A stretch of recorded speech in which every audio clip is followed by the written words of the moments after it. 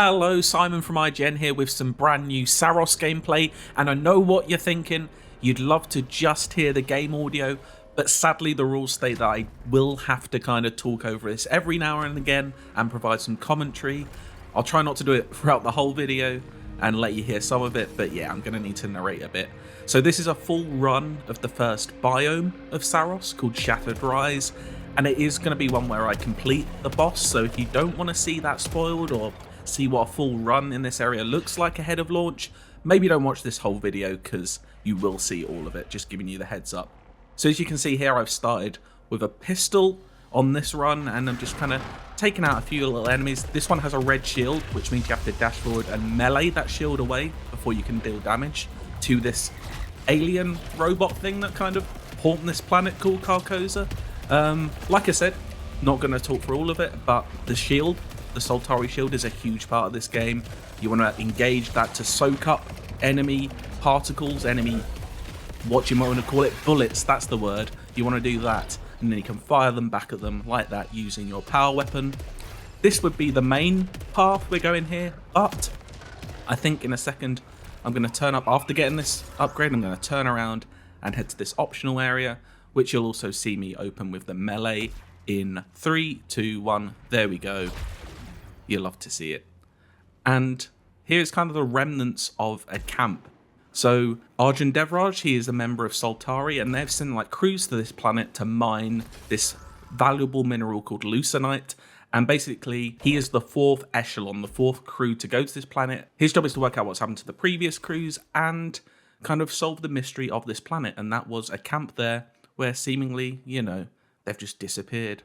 You know what? I'll go quiet for a second and you can enjoy this fight.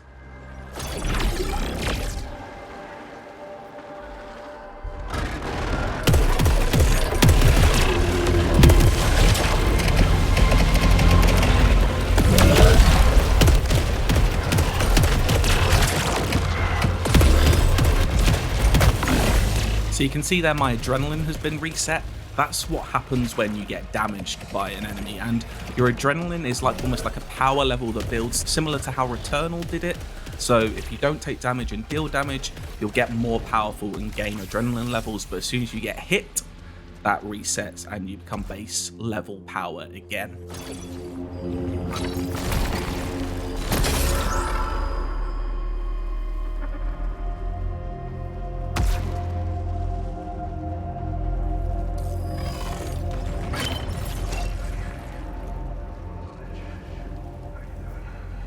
As you can see, Saros is an absolutely stunning game. This is running 4K 60 on a base PS5 is what we were playing this on at Housemarque. So on PS5 Pro it'll look even shinier, I imagine. But yeah, it's technologically an incredibly impressive game. Just runs like a dream, looks and sounds incredible.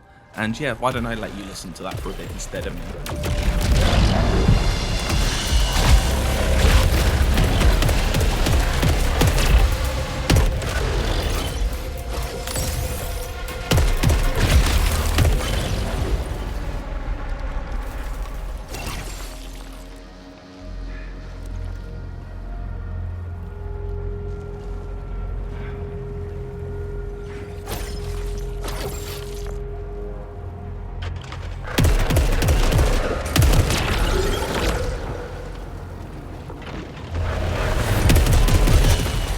So you can also see there when I'm reloading, there is like a Gears of War-esque active reload mechanic, which means you get to reload your gun even quicker.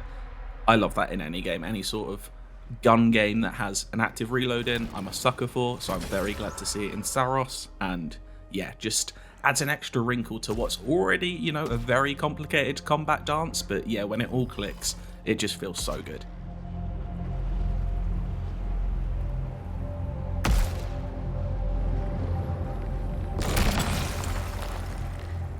So you can see here I have switched to the tactical rifle, which is kind of my preferred weapon for this game. Like, I like the high rate of fire, I like the range it gives you, and yeah, it just really suits my playstyle, and especially in this first area and the boss, I feel like it really suits the playstyle you'll want to bring to that fight, because, well, you'll see later on that there's a lot going on, and you kind of, a high rate of fire will serve you well.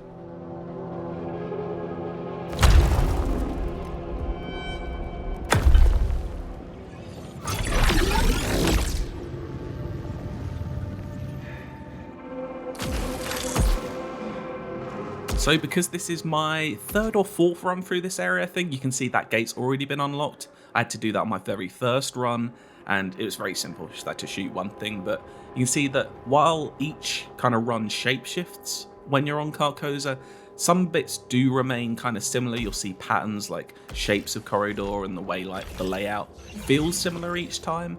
And yeah, it's a good balance between fresh each time, but also familiar, so you don't seem, so you don't seem completely confused each time you go on a run.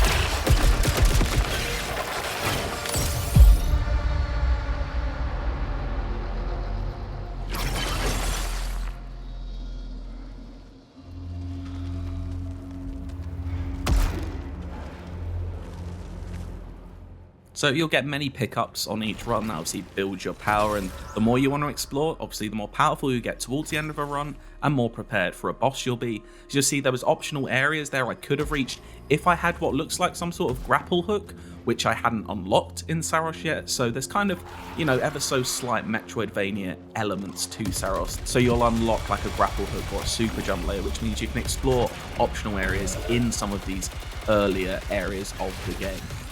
And this yellow stuff I'm picking up here is Leucinite. That's what you will use to permanently upgrade your stats at the end of each run. So this is still a challenging game like Returnal was, but it is kinda in the way it lets you upgrade Arjun's character and his stats permanently at the end of each run and unlock things like, improved health capacity, shields, but also, much more impactful upgrades, which I'll tease you'll see later in the boss fight. One really big helpful tool in his arsenal.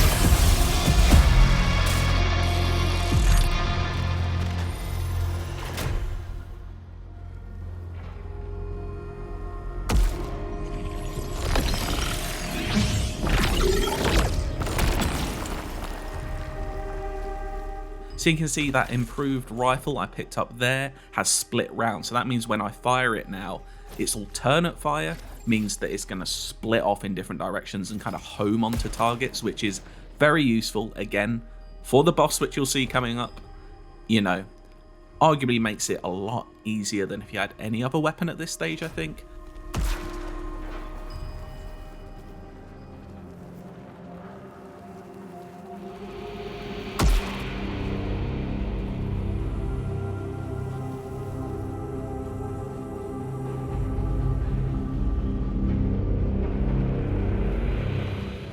Okay, so now we kind of hit the big turning point in each biome, where you're going to summon the Eclipse and, well, you'll see.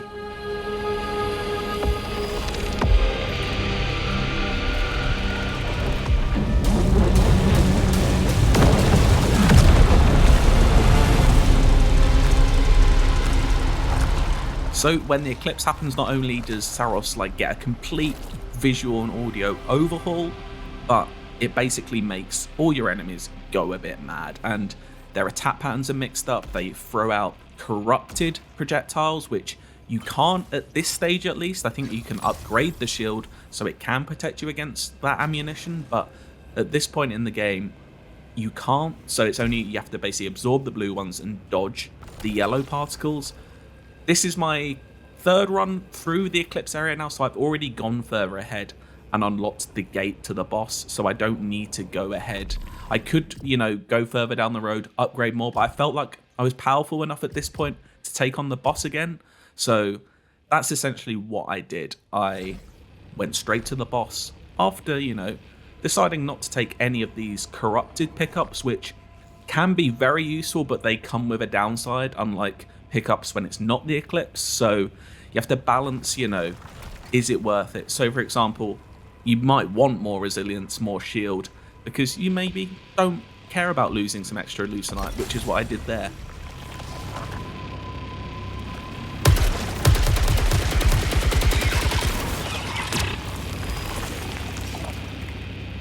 And here is the boss. I do skip the intro cutscene here because it's like the third time I've seen it. My first run, he absolutely battered me. I was underpowered. Second run, I got into his second phase. And then you can see on this third run, I do eventually do it, thanks to some handy, extra tools.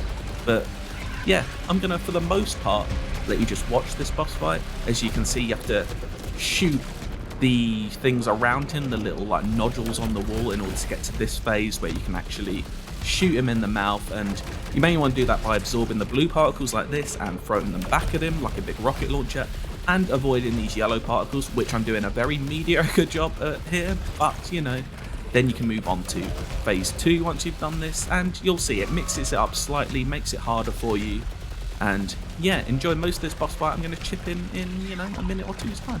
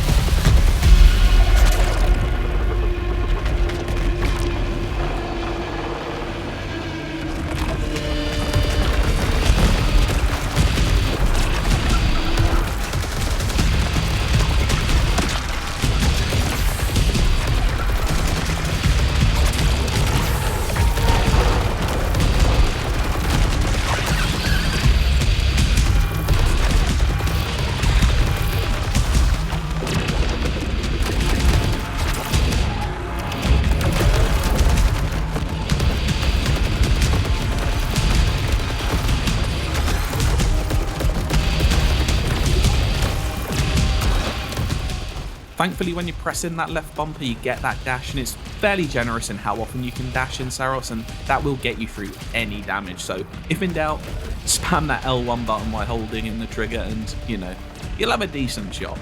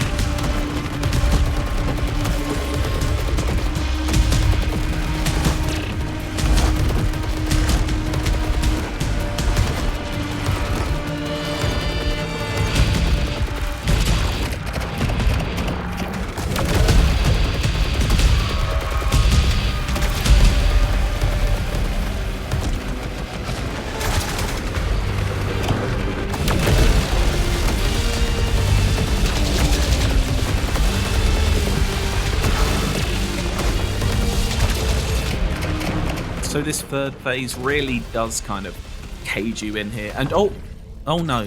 Oh, you thought I was dead, didn't you? No, I actually unlocked a second chance revive prior to this run, which really did turn out to be, the key difference between me doing this and failing this boss. And yeah, another example of how Saros is still a difficult game, but kind of being kind of loosening that challenge a little bit for the player compared to Returnal. And I think that's really a target for Housemarque this time. They're telling their most ambitious story to date, and they want more people to see the end of it, and they kind of got that feedback from Returnal that people loved it, more people wanted to love it, but kind of just found it a little too, a little too much friction in the challenge. So that's all the new gameplay I've got here. What I'm about to do next here is walk into the next biome. You can see glimpses of that in my full preview, which I'll link to here.